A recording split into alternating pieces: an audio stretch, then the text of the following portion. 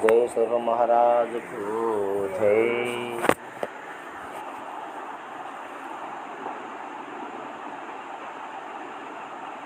మన దేహంలో 24 ఇంద్రియాలు ఉన్నాయి. 24 ఇంద్రియాలకు అధిపతి మనస్సు.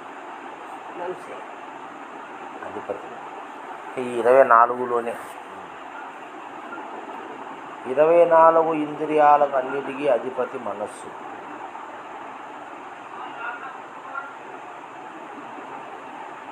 ఈ మనసే ఏమైనా చేయగలదు. మనయేవా మనుష్యానాం కారణం బంధమోక్షయ. ఈ మనసే మోక్షానికైనా బంధానికైనా కారణమైంది. ఈ 23 ఇంద్రియాలు నడిపించేది మనస్సే. ఈ 23 ఇంద్రియాలు నడిపించేది మనస్సే. 25వది జ్ఞానం. 25వది జ్ఞానం.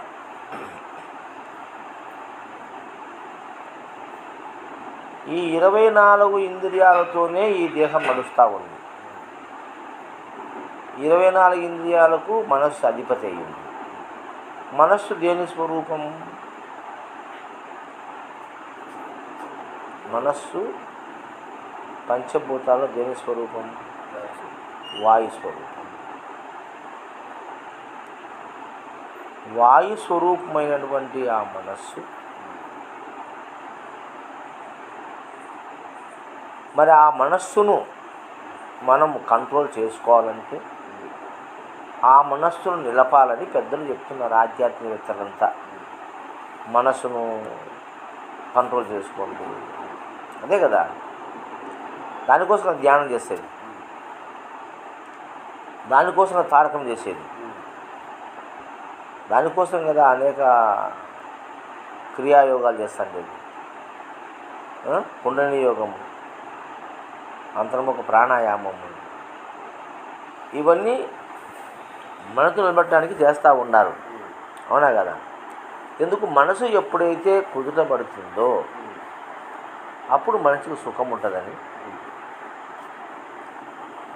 ఆ మనస్సు కుదుటపడాలంటే మనస్సు వాయు స్వరూపం కాబట్టి ఈ ఉచ్ఛ్వాస నిశ్వాసలను నిలపాలి. ఉచ్ఛ్వాస నిశ్వాసలను నిలపాలి. ఆ శ్వాసను పట్టుకొని మనం ప్రయాణం చేయాలి. దానికి శ్వాస మీద ధ్యాస, తారక మంత్రము, ఇలాంటివన్నీ శ్వాసతో జోడు చేసి మనకు గురువు చెప్తూ ఉండాలి. శ్వాస అనేది సహజంగా జరిగే ఒక క్రియ మన దేహంలో. దీన్ని ఆపాలని ఈ శ్వాస మీద ధ్యాస పెట్టి మనం చేయంగా ఆ శ్వాస తగ్గుతుందని, అణిగిపోతుందని పెద్దలు చెప్తూ ఉన్నారు. శ్వాస ఎప్పుడు అణిగిపోదు.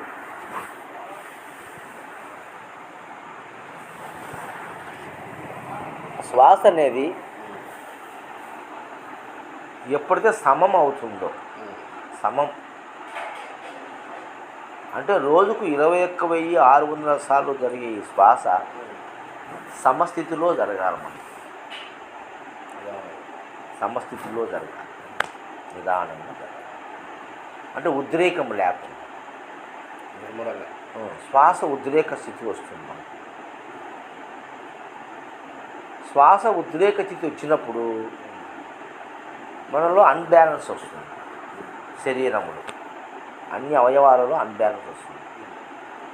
మనసు కూడా అన్బ్యాలెన్స్ అవుతుంది. అవునా కదా? అప్పుడు సరైన విధంగా జీవన విధానం జరగదు.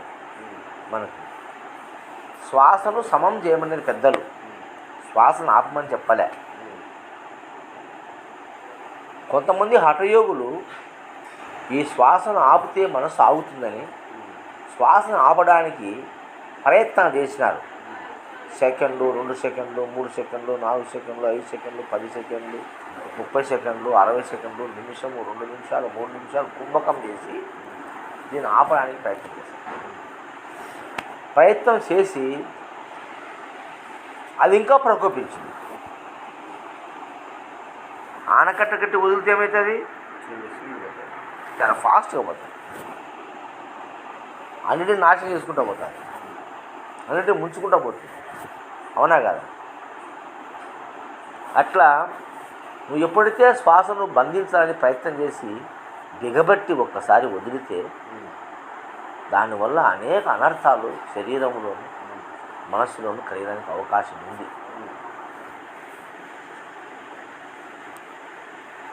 ఎప్పుడైతే శ్వాస సమమవుతుందో అప్పుడే నువ్వు పరమాత్మ స్వరూపమవుతావు.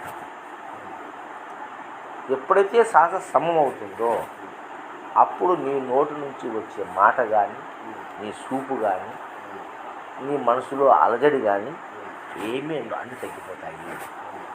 ఏది శ్వాస సమంగా ఆడితే. నీలో కోపం వచ్చినా, నీలో ఆవేశం వచ్చినా, నీలో దిగులు వచ్చినా, నీలో భయం వచ్చినా శ్వాస ఏమవుతుంది? మారుతుంది కదా. వేగం పెరుగుతుంది. వేగం పెరగడం వల్ల మనలో ఎన్నో ఇంద్రియాలు అసమతుల్యతకి లోనయ్యి అనేకమైనటువంటి రోగాలు, అనేకమైన ఇబ్బందులు మనకు ఎదురవుతాయి. కాబట్టి మనం ఏం చేయాలంటే శ్వాసను సమంగా ఉంచేదానికి ప్రయత్నం చేయాలి.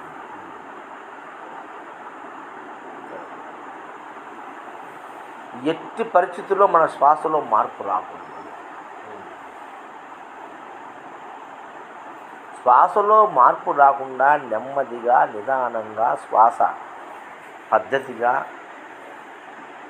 రోజుకు 21,600 సార్లు క్రమంగా జరిగితే నీకు 100 సంవత్సరాలు ఆయుష్ అద్భుతంగా ఉంటుంది. ఎలాంటి అనారోగ్యాలు ఏర్పడవు. మంచి మనస్సు ఉంటుంది. ఈ చంచల గుణము వీడిపోతుంది.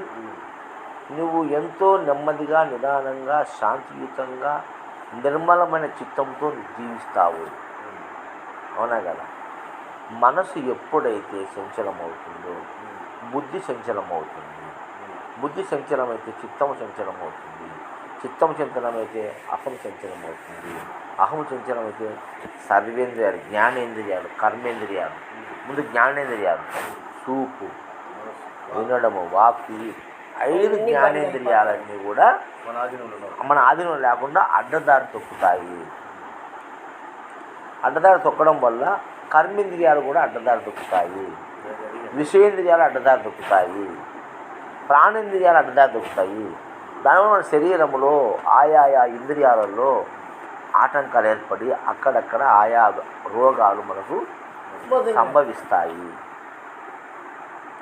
అప్పుడు నీకు శాంతి లేకుండా పోతుంది, సుఖము లేకుండా పోతుంది, ఆనందము లేకుండా పోతుంది. నువ్వేం చేయాలి? ఇప్పుడు శ్వాసను సమం చేయాలి. నిర్మలమైన శ్వాస.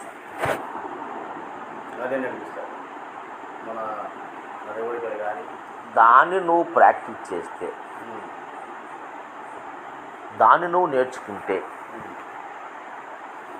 ఎప్పుడైనా కానీ ఒక గలాట జరిగింది, నీ శ్వాస సమంగా ఉంటే నీ వాక్కు సాత్వికంగా వస్తుంది.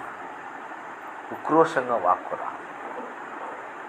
ఉక్రోషంగా వాక్కు వచ్చే శ్వాస మారు. ఏం రాముడు ఆలోచన చేస్తున్నావా? ఎప్పుడైతే మనలో చెలించినామో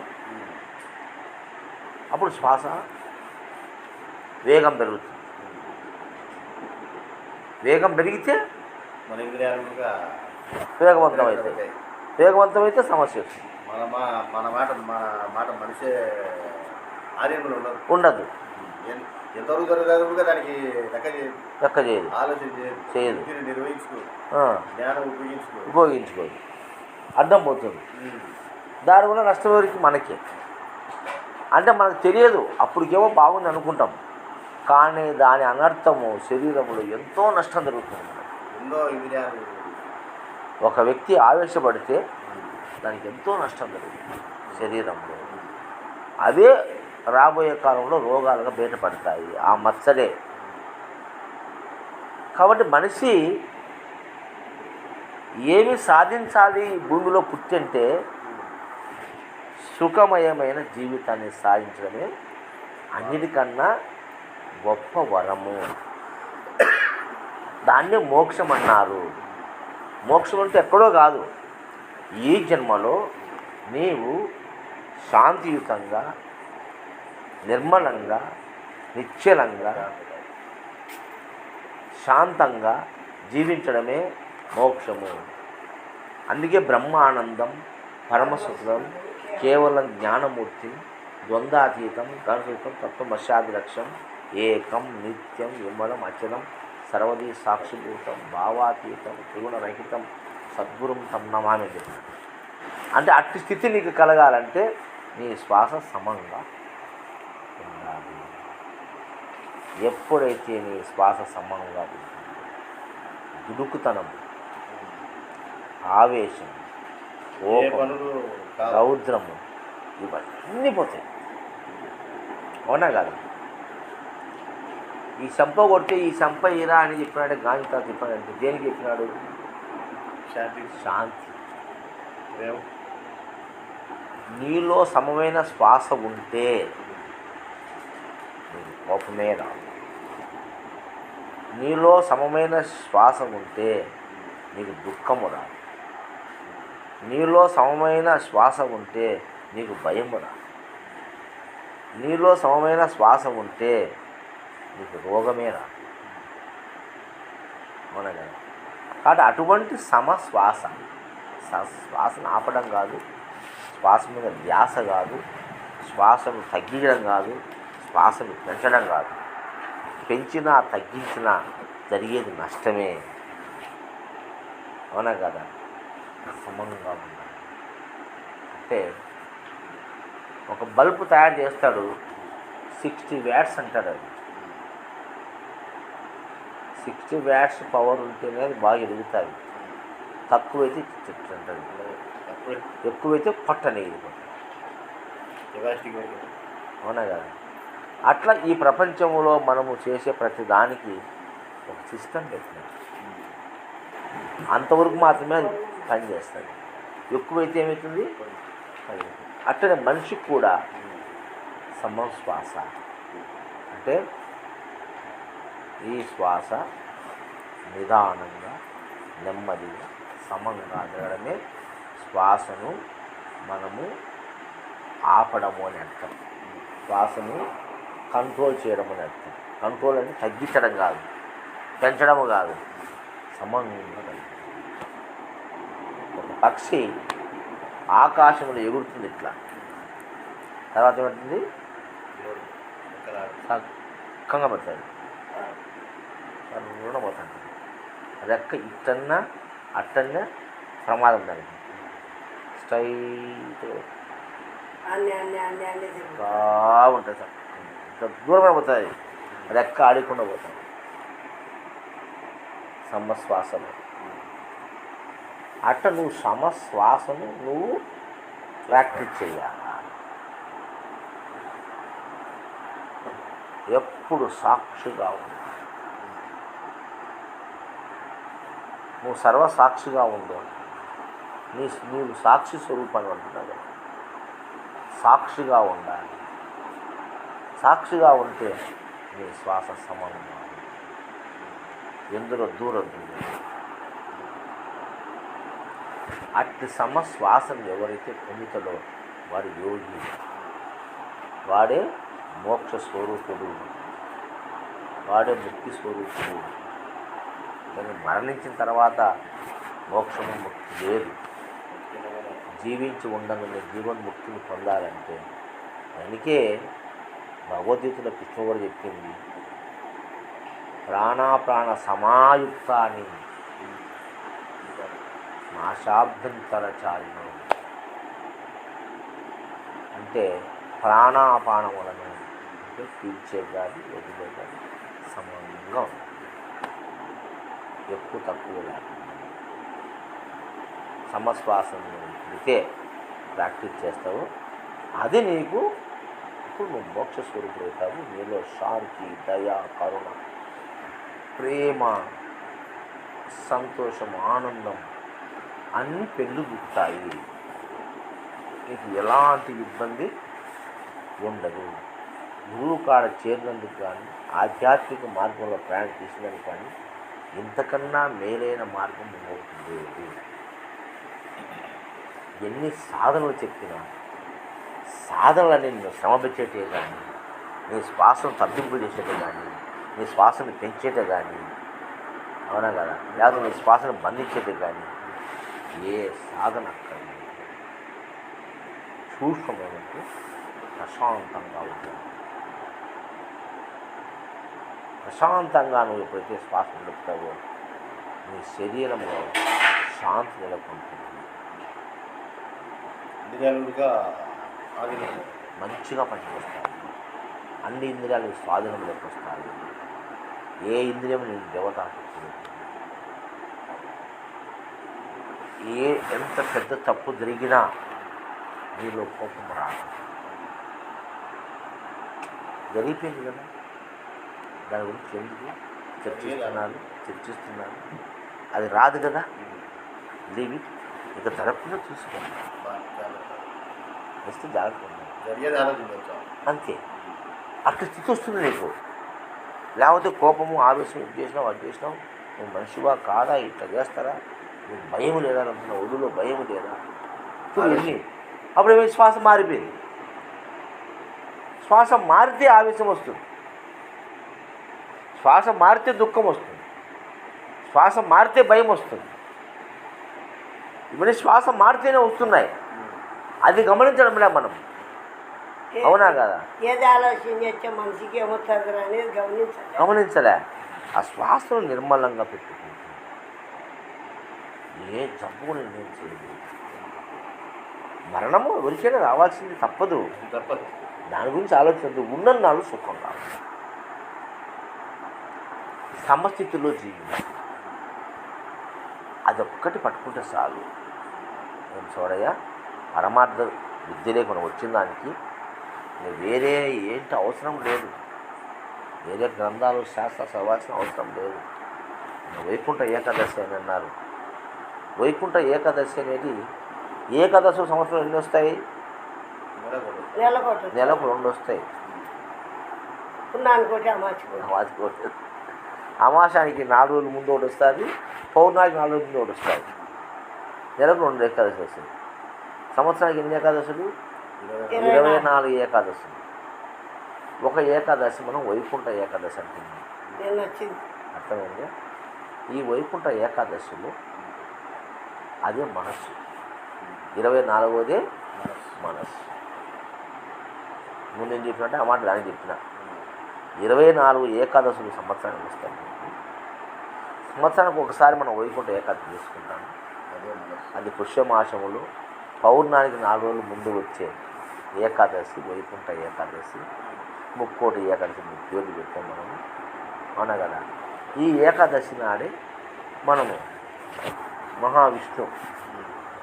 విష్ణువు చేస్తాం ఏకాదశి. ఈశ్వరుని కాదు, విష్ణు స్వరూపం వైకుంఠం చేస్తున్నాం. ఆ రోజు ఉత్తరద్వార దర్శనంలో పోతే మనకు మోక్షం కలుగుతుందని అంటున్నాం. ఏది ఉత్తర ద్వారం? ఎక్కడుంది ఉత్తర ద్వారం? మనలోనే ఉంది. ఎక్కడుంది మనలో ఉత్తర ద్వారము?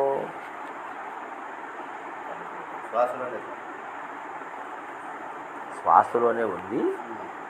ఈ శరీరానికి 4 దిక్కులు ఉన్నాయి. తల ఉత్తరం, పాదాలు దక్షిణం, ఎడమ చేయి తూర్పు, కుడి చేయి పడమర. ఈ కుడి చేయి పడమర, ఈ ఎడమ చేయి తూర్పు, ఇది దక్షిణము, ఇది ఉత్తరం. ఉత్తరంలో వైకుంఠం ఉంది. అంటే వైకుంఠం ఈ తలకాయ, బ్రెయిన్, మెదడు ఉంది కదా, వైకుంఠం. పాలకడలి ఎక్కడుంది? పాలకడలి బ్రెయిన్ మొత్తం తెల్లగా ఉంటుంది లోపల. ఎట్లా అంటే తెల్లగా ఉంటుంది. కడలు అన్నాడు అక్కడ. అంటే అది ఎట్లుంటుందంటే పెన వేసుకుంటుంది మెదడంతా. ఏ విధంగా అయితే సముద్రం అలలు కొడుతుందో అట్లా అలలుగా ఉంటుంది మెదడు. అనేక పొరలుగా ఉంటుంది. అందులో పవలించి ఉన్నాడు మహావిష్ణు స్వరూపం.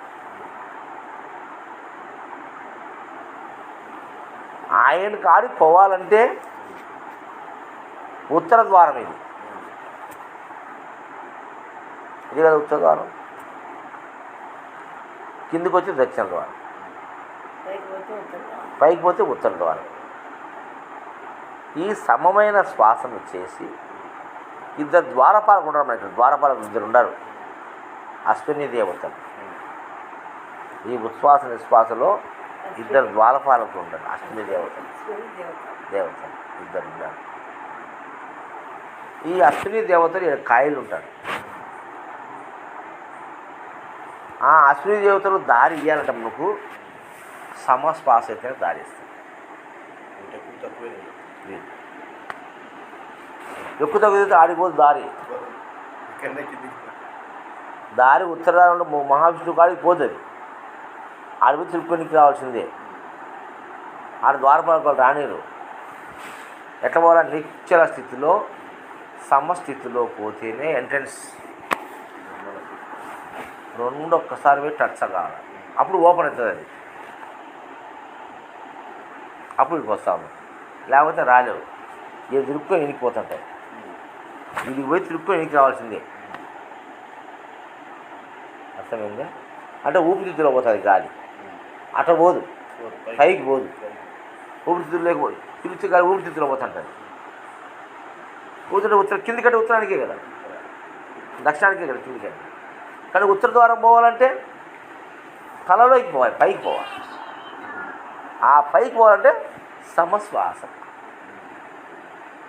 సమశ్వాస కావాలంటే ఈ ముక్కుతో ఇక్కడ తీసుకున్న గాలి ఇది ఎప్పుడు సమశ్వాస కాదు.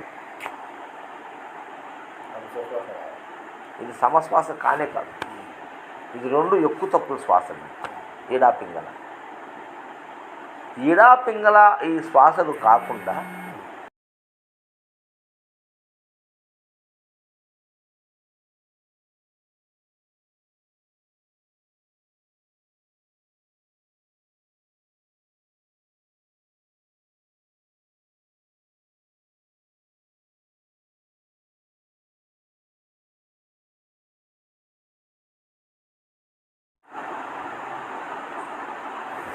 పోయే గాలి చేయదు, లోపల నుంచి రావాలి. దక్షిణాన్ని నుంచి ఉత్తరానికి లోపల నుంచే పోవాలి. ఇక్కడ దాని అంశ అంటారు. దాన్ని రూపమేం కనపడదు, దాని అంశ అంటారు, సోహం అంటారు. ఇది కాదు, ఇది ఉచ్ఛ్వాస నిశ్వాస. ఇది ఉచ్ఛ్వాస నిశ్వాస. దీంతో నువ్వు ఎంత చేసినా ఉపయోగం లేదు. ఇది ఎంత చేసినా ఉపయోగం లేదు. ఈ గాలితో, ఈ శ్వాసతో, ఈ ఉచ్ఛ్వాస నిశ్వాసలతో అది అంతర్ముఖం జరగదు. దీంతో పని లేదు. అది లోపల నుంచే పోతాయి, మన లోపల నుంచి కిందకి వచ్చాము. అది కరెక్ట్గా రెండు ఒక్కసారి మీద తగ్గుతాయి, ఓపెన్ అవుతాయి. నేరుగా సహస్రానికి పోతే శ్వాస ఆడపోయి టచ్ అయ్యి మళ్ళీ వస్తుంది, మళ్ళీ పోతుంది, మళ్ళీ వస్తుంది. ఇది మోక్షం. ఇది ఉత్తరద్వార దర్శనం.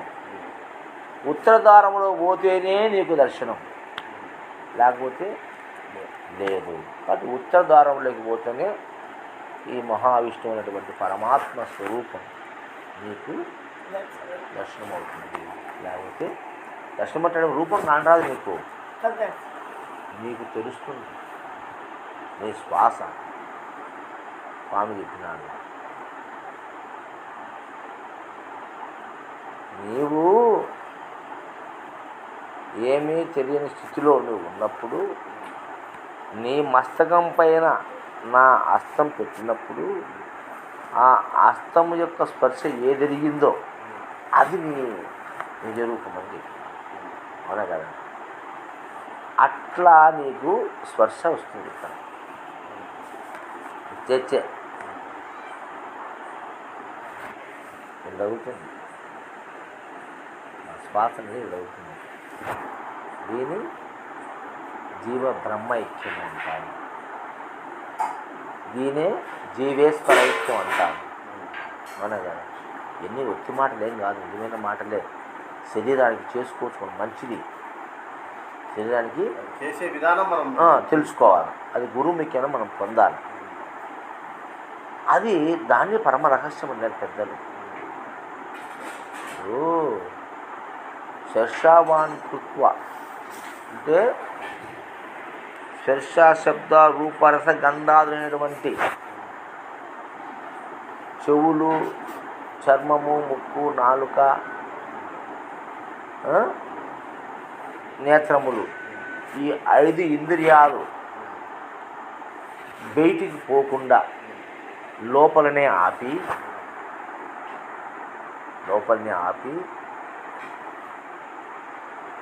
ఈ యొక్క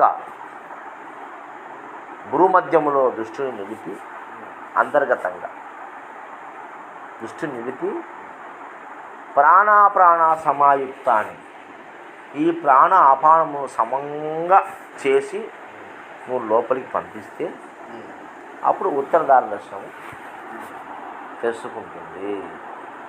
అది ఎంత హాయిని ఇస్తుందంటే ఆ క్షణములోనే నువ్వు అనుభవిస్తావు. చేయంగా నీకు కలుగుతుంది. No, that is wrong. గురు బ్రహ్మోపదేశం చేసిన క్షణములోనే నీకు కలగాలి, ఎప్పుడూ కలిగేది కాదు. అప్పుడు చేస్తానే విధానైనా చూపిస్తాను నీకు, ఈ విధంగా చెయ్యి, ఇలా చెయ్యి అని చూపిస్తే అది నువ్వు చేస్తానే నీకు వెనకమ్మడి అనుభవం వస్తుంది. ఆహా, అది పరమానందం, అది శాశ్వతానందం. దాని గనక నువ్వు రుచి చూసినావా, ఎప్పుడు నీ మొహములో చిరునవ్వు చెదరదు, ఎప్పుడు హాయిగా ఉంది. ఎప్పుడు ప్రపంచమంతా పుట్టుకుపోనిలే, నీలో ఎలాంటి అలజడి కలుగదు. సమశ్వాస నీకు వస్తుంది. అప్పుడు ఇటు నుంచి పీల్చే గాలి కూడా సమంగానే పోతుంది. ఆ అలవాటు అది కొద్ది రోజులు మనం ప్రాక్టీస్, ఎంతవరకు జీవితాంతరం అవసరం లేదు. కొద్ది రోజులు చేస్తే నువ్వు ఎట్లా ఉన్నది అది జరుగుతూ ఉంటుంది. సైకిల్ నేర్చుకుంటావు, ఎన్ని రోజులు నేర్చుకుంటావు? అంతే కదా, రోజు నేర్చుకోవాలన్నా. మరి ఇప్పుడు అవసరం అయితే నేర్చుకోకపోవచ్చు. అవునా? నువ్వు నేర్చుకున్నాం కదా, ఇది కూడా అంతే. ఈ ధ్యానం చేస్తారే, ఏళ్ళ తరబడి చేస్తాను చేస్తానులే. నేను 20 ఏళ్ళ ముందు చేస్తాను, నేను 15 ఏళ్ళ ముందు చేస్తాను. ఏం చేసిన అది తెలియని రూట్, అది రాంగ్ రూట్, అది రాంగ్ రూట్. తెలియబడంలే, తెలియబడితే క్షణవసాలు. అందుకే సూక్ష్మములో మోక్షము. ఆ గురువు దయదలిస్తే అరగడియలో నీకు ఆ బ్రహ్మోపదేశం గావిస్తాడని జనక మహర్షికి మరి అష్టావక్ర మహాముని చెప్పినట్టుగా అంత సూక్ష్మమైనటువంటి ప్రక్రియ అది.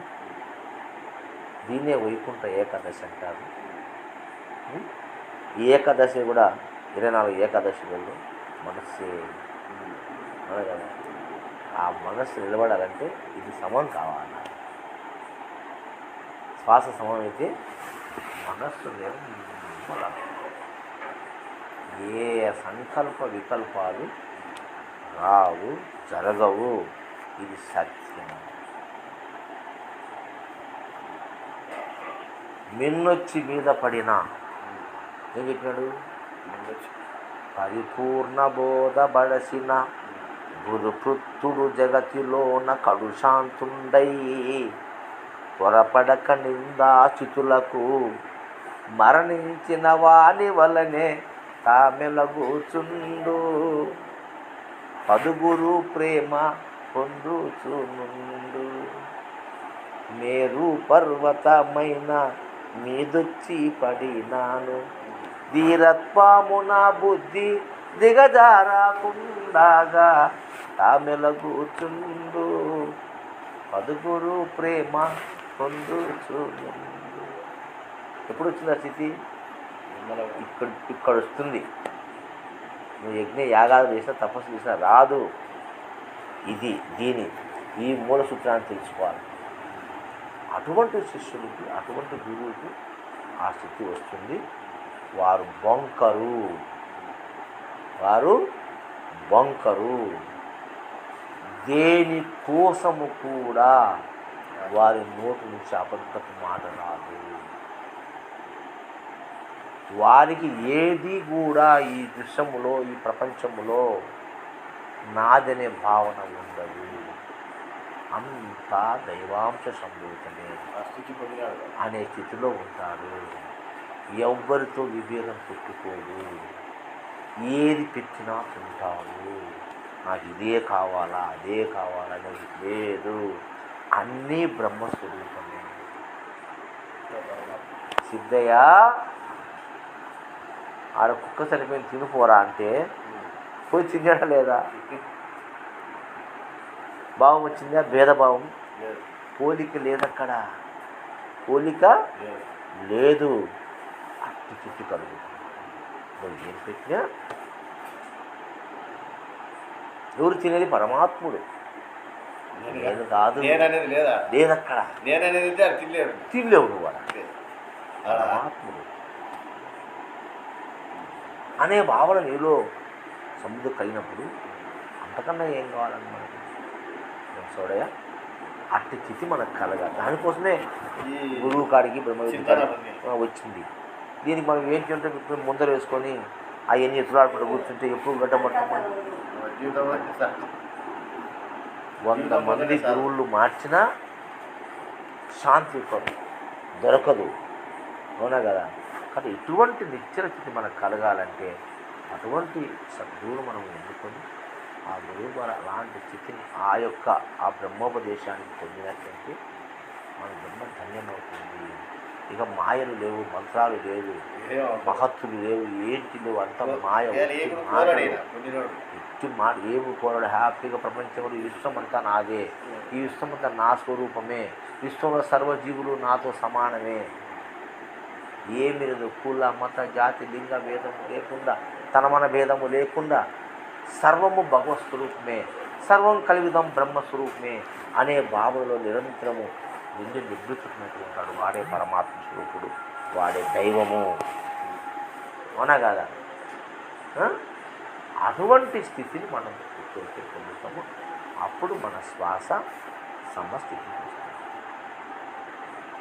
మాట్లాడిన, బోధ చేసిన, సంసారం చేసిన అన్నిట్లో కూడా సమం ఉంటుంది. అన్నం తిని, పని చెయ్యి, కష్టపడి పని చెయ్యి, నిద్రపో, భార్యతో సంభోగం చెయ్యి. నీ శ్వాసలో మార్పు రా, సమశ్వాస. అవునగా ఆ శ్వాస ఎప్పుడైతే సమంగా ఉంటుందో అప్పుడే నీకు జీవం నిత్యమైంది. నువ్వు పరమాత్మ, సాక్షాత్తు పరమాత్మ స్వరూపం. అక్కడికి మనం శ్వాసలు వ్యక్తిలో మార్పు రాకూడదు. ఇంతసేపు మాట్లాడిన శ్వాస సమంగా ఉండాలి. అవునా కదా? అట్టి స్థితి ఉన్నవాడు ఆ మొహములో ఎప్పుడు తేజస్సు ఉంటుంది, ప్రశాంతంగా ఉంటాడు. మనసు ఆ మొహంలో తేజస్సు ఎప్పటికి వన్నెతంటుంది. కష్టాలు, బాధలు అంటే అతనికి తెలియపడదు. ఎందుకంటే ద్వంద్వ అతీతుడు అయిపోయినాడు. అతను రెండుకి అతీతం అయిపోయినాడు. ఇదేనా ఒకటే అనే భావనలో ఉన్నాడు. యాదైతే మనకి పగులైతేనేమి, రాత్రి అయితేనేమి నో డిఫరెంట్. రాత్రికి పగలుకు తేడా లేదు, రెండు ఒకటే. అవునా కాదా? మొత్తం పగులే, రాత్రి వచ్చిపోయిందంటే మొత్తం ఇప్పటికే పగులే. ఆ పగుల్లో ఉన్న నేను వెలుగై ఉన్నాను, నేను వెలుగులో ఉన్నాను, నేను వెలుగులో ఉన్నా కాబట్టి చీకటిని చూస్తున్నాను. చీకటి చూస్తున్నానంటే నాలో వెలుగుంటే కదా నేను చీకటిని చూసేది. చీకటి కూడా నా కంటికి కనపడుతున్నా ఉంటే నా కంటికి చూపు ఉన్నట్టే కదా. నేను తేజోమయ స్వరూపుణ్ణి కదా, నేను జ్యోతిర్బిందు స్వరూపుణ్ణి కదా. అవునా కదా? కొన్ని సందర్భాలు పెద్దలు వాడినారు, తేజోమయ స్వరూపుడు అని వాడినారు. నిరంతర తేజ స్వరూపుణ్ణి కాబట్టే చీకటిని దర్శిస్తున్నాను, వెలుగును దర్శిస్తున్నాను. రెండిలో ఎలాంటి తారతమ్యం లేదు, ఎలాంటి భయము లేదు. ఎందుకంటే భూమి నివాసమైన నేను విశ్వవ్యాప్తమైన పరమాత్మ స్వరూపాన్ని నేను ఎరిగినప్పుడు, పరమాత్మ స్వరూపుడు ఎక్కడ ఉన్నాడంటే భూమి ఆకాశానికి పైన కూడా ఉండాలి. ఆడుంటే నా కిందనే ఉండే భూమి ఆకాశాలు. నాకెక్కడ చీకటి వచ్చింది? నేను చీకటిలో లేను. నేను ఎన్నడూ ఎప్పుడు వెలుగులోనే ఉన్నాను. నిరంతరం నేను వెలుగులో ఉన్నాను. చీకటిలో నేను లేను. నిరంతరము నేను వెలుగులోనే ఉన్నాను. అవునా కాదు? ఆ మాట చెప్పుకోవచ్చు కదా అని అనుకుంటా ఉన్నాను. కాబట్టి నేను వెలుగులోనే ఉన్నాను. అటువంటి ఆ మహోన్నతమైనటువంటి జ్ఞానశక్తి మనకు ఎదుట లభిస్తుంది. అదే కైవల్యము. జ్ఞానదేవతు కైవల్యం. శ్రద్ధావాన్ లభితే జ్ఞానం, జ్ఞానదేవతు కైవల్యం. శ్రద్ధగా ఉన్నట్లయితే ఇది ఏర్పడుతుంది. కానీ అటువంటి ఆ యొక్క బ్రహ్మోపదేశాన్ని కూడా ఒక సమయం వచ్చిన తర్వాత నేను తెలియజేస్తాను. అది కూడా ఎందుకంటే ఇంకా కొంతకాలం బోధ వినాలి. పూర్తిగా పరిపూర్ణ తత్వం వచ్చినాక, పూర్ణత్వం పొందినాక అందిస్తే సులభంగా అందుకుంటుంది. ఇంకా కొన్ని ఉన్నాయి అనుకో, అర్థం కాదు. ఏదో నువ్వు చెప్తున్నావు స్వామి, నాకు అర్థం కాలేదు. పూర్తిగా ఆడికి తీసుకెళ్ళాలి. ఎందుకంటే బోధ చేయని కలిగి నేను ఆదివారం మీకోసం వస్తాను మెయిన్గా. ఎందుకంటే 100 మందిని మార్చాల్సిన అవసరం లేదు. ఒక్కరు దొరికితే చాలు. గురువు ఎంతమంది శిష్యులని కాదు ముఖ్యం, అర్థం చేసుకున్నవాడు ఒక్కడు చాలు. అవసరం ఒక్కరు చాలు. ఆ ఒక్క అర్థం చేసుకొని పొందగలిగితే ఈ జన్మ ధన్యం. ఇంకా అప్పుడు సుభద్రమయ్యేనైనా, నా బతికితేనైనా, నా బాధలునైనా అంటే అమ్మా గురువు కాడు చేరినాను, నాకు అన్నీ ఇట్టయ్యా అట్లయ్యా అని అంటే నీ ఎంత అదృష్టవంతురాలే లేదని. ఎటువంటి బోధ వినగలుగుతున్నావు? నీ ఇంటి గురువు వస్తున్నాడంటే, ఒక గురువు ఒక ఇంట్లో అడుగు పెడితే 20,000 లెక్క ఇవ్వాలా, టిఫిన్ తింటే 30,000 ఇవ్వాలా, భోజనం చేస్తే 50,000 ఇవ్వాలా, టీకి వచ్చి 20,000 ఇవ్వాలమ్మా. ఒక రోజు ఇద్దరు తెచ్చి కనుక ₹1,00,000 లెక్క ఇవ్వాలి గురువుకి. నీకు తెలిసినో తెలియదు, నీకు రోజు వస్తాడని నీకు దిక్కు తెలియదా? నిజమే, నువ్వు ఎంత బాగుంటామో నాయన అంటారు. ఒకసారి కన్నీళ్ళు పెట్టి ఏడుస్తాను పాపం. బోధ చేసినప్పుడు ఆ బోధనలు దిగిన లేనమైతే పరమాత్మ ఇంత అదృష్టం కలిగిందే నాకు, ఇంత జ్ఞానం నాకు నేను తెలుసుకోలేన తండ్రి, నేను బయటపడినాను ఆయన, నిజంగానే బయటపడినా. ఎన్నో చిక్కులు ఇరుక్కొని ఉన్నా, నన్ను బయటేసినప్పుడు ఆ తండ్రి నన్ను మించోడు ఈ ప్రపంచం లేడు. నేను ఎంత అదృష్టవంతురాలు, నాకేం తక్కువ, అన్నీ ఉన్నాయి, అక్షరం కూడా. ఒకసారి చెప్పుకోమాట్లా, ఏం తక్కువ ఏంటి నీకు? ఎందుకు బాధపడుతున్నావు? ఏం కావాలి నీకు? ఈ ప్రపంచంలో ఉండేటువంటి ఇవన్నీ కావాలా నీకు? ఇవన్నీ వచ్చి నువ్వు సుఖంగా ఉంటావా? నువ్వు శాంతిగా ఉంటావా? చచ్చావు దిక్కు ఉన్నాళ్ళకి ఆత్మకు చచ్చిపోతావు. ప్రశాంతంగా ఉండవు, ఆనందంగా, హ్యాపీగా ఉండవు. ఉండడానికి ఇల్లు జీవనోపాధి దొరికితే సార్. మరి రేపు పౌర్ణమి వదిలే. జై శ్రీ మహారాజుకు జై. రేపు పౌర్ణమ్మా పూజ అంటారు ఏడా పాత ఆ, బ్రహ్మణ్యం ఎన్ని గంటలకు ఎవరు చెప్తున్నారు?